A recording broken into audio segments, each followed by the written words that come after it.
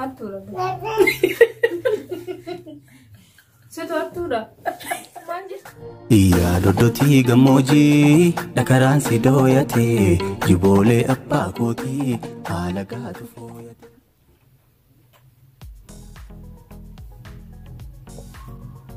Ashama arkabule jira ordurtoota raahetu bitif arganne tuubi bakka jirtan hundumattu nageenyi siniifaa baay'ateecha har'ammoo akkuma beektani ka Soofiyaan ni beektu har'a mana Soofiyaa jirrammoo agartanii guyyaan kun guyyaa irreessati irreessa biyya Yemen ollee achi gallee buna dhugnee akkuma beekamu Soofiyaa ka asumaan mabruuk baga gammadde naa jedhaani Soofiyaa baatii torba taatee chaanaala kiyyarratti dhiyaattee jirti oduu kuna daffistee nama baastuun viidiyoo waraabaa ture har'ammoo ka dabareen kan koo ta'een Soofiyaa buna daffisee kuno mana shiititti buna obaasaa jira kanaaf Soofiidhaan ka mabruuk naa jedhaaniin jedha mabruuk intala argatte intalli kee intala biyya bulchitu intala sammuu qabdu intala biyyaaf guddattu sifaataatu jedhaanidha Soofii asumaan naa eebbisaadha namoonni baay'een ka koomentii barreessadha Soofiin immoo koomentii ishii yaa dhageeffattu yookiin immoo yaa dubbifattuun jedha kanaaf ka kara Soofiitti mee Soofiin intala argachuu ishiiti maal akkatti dhaga'amee fi maal mee wanti addaa duraan kophaa ishii jiraachuu fi har'ammoo nama sadiitti taatee jiraachuun maal akka itti fakkaatee yookiin immoo gammachuu qabdu gaafannaa kara Soofiitti isin dabarsaa kun Soofii sinfaanaa dubbatu. Shama akkam waqtan daawwatu nagaa baga nagaa na eegan baga ayaan oggaa sinsiilee akkam jirtu anillee rakkoo nagaa na eegee jira. Intala argadhe maqaan ishii Seenaa jedhamti. Akkasuma jedha daa'ima argachuun dasmanedha. Isin gaafa fayyaata warra hin arganne argadha. Ayyaana waggaa hundi keenya bageessanii.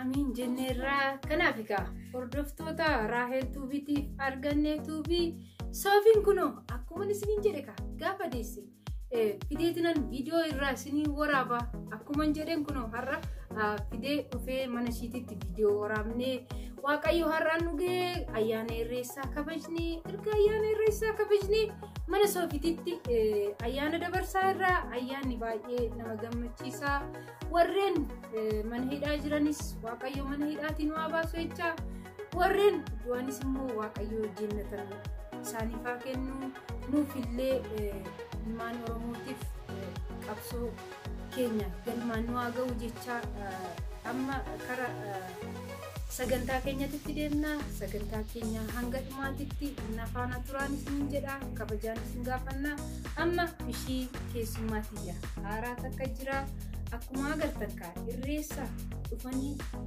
uffannaa irreessatti oolabsanii nan isaan waraabaa jira amma mee maqaa ishee yaa ibsitu ba'a. Ashama arkafnee obboloota koo ayyaana irreechaa keessatti hunduma keessanuu bakka jirtanitti biyya keessas ta'ee biyya alaa keessatti bakka hunduma wala jirtan bakka keessan ta'ee jennaa maqaan jedhama. Amma bakka kanatti argamuudhaafis baay'ee dasna jedha baay'ee dasna jedhee jira bakka jirutti irreecha baanee akkuma dhufnee obboleettii keenya bira dhufnee jirra gaafii kana na gaafachuu fi bakka kanatti dhufuu kiyyaaf baay'ee dasna na jedhee jira obboloota koo bakka jirtanitti baga ittiin isin ga'ee obboleettii keenya ittiin isin ga'ee. Okay, hordoftoota keenya akkasii kunoo Martaan haaradhaa chaanaala Reefu yeroo duraatiif bakka irreessaatti qabee dhufee asitti mana Soofiyaatitti ka ijoollee shamarran faana dhufan gaafilee adda addaa isaaniifis gaafilee isaaf fakkaatu gaafilee isaan gitu isaanii dhiyeessaa jira kanaaf ka hordoftoonni keenya akkuma laaltanii oromummaan keenya biyya keessattis biyya alaattis akkuma itti fufetti nu Oromoodha Oromoon yoomuyyuu oromummaa isaatii fi aadaa isaa gatuun qabu aadaa keenya akka hin ganne nu eenyummaa keenya garaa keenyatti baannee afshaala taanee biyya jiru hundumattuu siyaasanis amantiidhanis aadaadhaanis cimnee argamuu qabnanis niin jedha. Kanaaf asumaan kara Soofitittan isin dabarsa. Hayyeera hedduu boleetti agala koomee baay'ee galateeffadha buna reenaa daffistee kechumaas naaf iddee dhufte si galateeffanna. Buna keessas buna kiyya narraa fixuun keessatti. Agartanii kaadhaa wattoota kiyya ani buna daffisee obaasuun kiyya homaatti fakkaannee buna narraa fixxee jechaa jirti buna fixuu kiyyatu itti dhaga'ama yeroo Soofitti. Kanaaf akkuma ishiin bunaa booche kanaan immoo gaafii ishii boochisu fidaafi ni beektu kaa gaafii onni dhiyeessuu isinui. Kanaaf amma kara gaafiitiin deemaa gaafiin kiyya itti fufee jira. Amma Soofiidhaaf gaafiin dhiyaata gaafiin ishii dhiyaatus mammaaksa Soofiyaan waan jettee deebistu ishiitu beeka ani garuu gaafiidhuma kiyya gaafachuu bichaadha. Kanaaf hundumti keessanuu na hordofaa jechaan jira. Haati hattuun ilmoo namantuu jechuun maal jechuudha? Haati hattuun hattuudha. Situ hattuudha. Maal jechuudha? Nada biraayee. Daawwattoota keenya kun akkanatti gaafiin irra gaafii baay'ee nama kofalchiisuu fi baay'ee nama ajaa'ibsiisuu baay'ee nama barsiisudha. Soofiin kun haati hattuun ilmoo namantuun jedheeni. Kanaaf haati hattuun ilmoo namantuun jedheeni Soofiyaan gaafii kana yeroo lama akka irra deebitu anan godheef sababni isaa gaafii goggogaa waan ta'eef kara Soofiyaatitti isin dabarsee ammas irraa deebitu gaafii kana deebii isaa jechuudha. Gaafuma amma na gaafatte haati hattuu ilmoo namantuu. Namuma bichaadhaati moo horiis ni dabalata.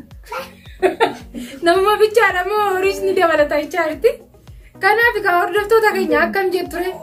Kanaaf namas ta'ee horiis ta'ee wanti hunduu bineensotas haa ta'uu beelladoota illee haa ta'uu namoota illee haa ta'uu haadhumatu guddisa waan ta'eef waan haati qabdu san duudhaa haadhaa san qabatanii deemuudha. Haati hattuun ilmoo namantuu jechuun namni ofii dabaa ta'e tokko siin gaariidha jechuu hin danda'uudha. Akkuma ofii isaatiitti si ilaalaa jechuudha. Kanaaf hordoftoota keenya deebiin gaafiin Soofiyaadhaa deebisaa kanuma namni tokko akkuma ofiititti nama laala jechuudha. Kanaaf hordoftoota keenya asumaan nafaana turaa jechaa amma immoo gara keessummaatti ishii haaraa yeroo tokkoffaadhaaf chaanaala kiyya irratti dhufte kara Maartaatti isin dabarsa. Maartaadhaafis akkuma beekame mammaaksa Maartaan immoo akkamitti akka deebistu laalla. Daawwattoota keenya amma gaafiin Maartaadhaaf dhiyaata. Maartaan akkuma beekame sodaachuu jechuun immoo yeroo duraatiif chaanaala irratti yookiin immoo sooshaal miidiyaatti gaafa ba'an akkuma beektani afaan nama hidhama harki nama hidhama. Kanaaf homaa rakkoon qabu adeemsuma keessa baraa deema namni.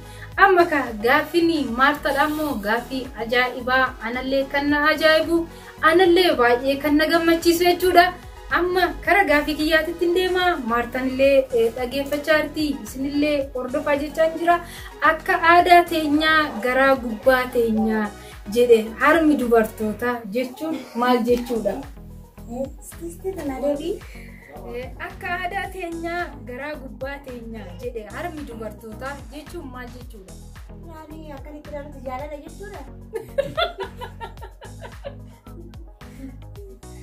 Hordoftoota keenya jaalala jechuudha itti ammas shumattan deebisa gaafii kun yaa yaaltu ammas mee gaafii biraa yaali?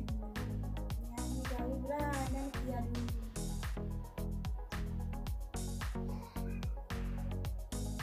Waan sitti fakkaate deebisuu ni dandeenya. Kuni gaafiin kun deebilee baay'ee qaba waan ta'eef akka naannootti illee akka loqodaatitti illee gaafii baay'ee qaba deebii baay'ee qaba. Kanaaf yaali homaa rakkoon qabu Maarta. Dubartii abbaa manaa jalaa baddee karaa gubbaa teessumoo wayii makkam? Dubartii abbaa warraa jalaa baatee karaa gubbaa teessu jechaarti Maarta. Kanaaf akka aadaa teenyaa garaa gubbaa teenyaa jedhe harmi dubartootaa jechuun nu hojii jirree jechuudha. Nu akka aadaa keenyatti nooruu namaan jennee nama kabajna jechuunis ni danda'ama. Gaafii kanaaf deebilee hangana hin jedhamnetu jira. deebilee keessanillee deebii kana caalutu jira waan ta'eef deebii keessan deebisuu dandeessu koomentii jalatti deebii keessan naa deebisaadha. Kanaaf ana waan natti fakkaate deebii tokkoon isinii deebisee gaaffilee kanaaf deebii adda addaatitu deebi'a. Kanaaf hordoftoonni Raahel Tuubii like, share, subscribe gochuu isin irraanfatinadha. Asuma warreen maatii kiyyan ta'inis maatii naa ta'uudhaaf kara kiyya dhuftan anaa dhufuu balballi koo banaadha isiniin jechaa jira. Amma Soofiyaan karma Soofitittiin isin dabarsa afaan Oromoon beektu jettee daawwattoota kiyyatti na yakkite jetteeti na himachaa jirti. Kanaaf Soofiyaadhanii hin beektu osoo hin ta'in afaan sirreessitee yookiin immoo loqoda sirriitti hin dandeessu jechuu kiyya malee afaan Oromoo hin dandeessu jechuu kiyya miti. Kanaaf Soofiin kara dhumaati irratti maal akka jettu yaada qabdu gabaabduu ishii akka nuuf ibsitu kara Soofititti isin dabarse. Toleera galatoomii. Afaan Oromoo duraan baay'ee hin danda'urreedha. Amma baay'ee baradheen jira. Jaarsi kiyya afaan Oromoo baay'ee waan danda'uuf sarara baradheen jira. Jaarsa kiyya cinaatti immoo Raahelis kan afaan Oromoo baay'ee na barsiistee itti waa baay'ee hin galateeffanna. Galatoomii Raahel.